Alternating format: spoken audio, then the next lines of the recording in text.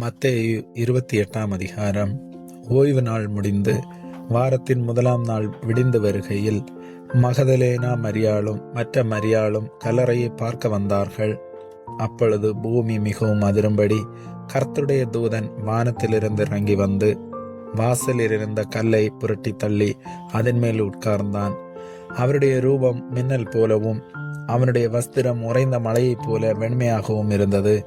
காவலாளர் அவனுக்கு பயந்ததினால் திடுக்கிட்டு செத்தவர்கள் போலானார்கள்.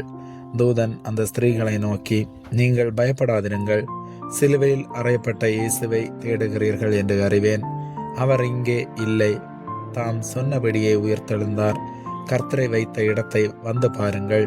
சீக்கிரமாய் போய் அவர் மரித்தெழுந்து எழுந்தார் என்று அவருடைய சீசர்களுக்கு சொல்லுங்கள். அவர் உங்களுக்கு முன்னே கலிலேயாவுக்கு போகிறார், அங்கே அவரை காண்பீர்கள். இதோ உங்களுக்கு சொன்னேன் என்றான். அவர்கள் பயத்தோடும் மகா சந்தோஷத்தோடும் கல்லறையை விட்டு சீக்கிரமாய் புறப்பட்டு அவருடைய சீசர்களுக்கு அறிவிக்க ஓடினார்கள். அவர்கள் அவருடைய சீசர்களுக்கு அறிவிக்கப் போகிற போது இயேசு தாமே அவர்களுக்கு எதிர்பட்டு வாழ்க என்றார். அவர்கள் கிட்ட வந்து அவர் பாதங்களை தழுவி அவரை பணிந்து கொண்டார்கள்.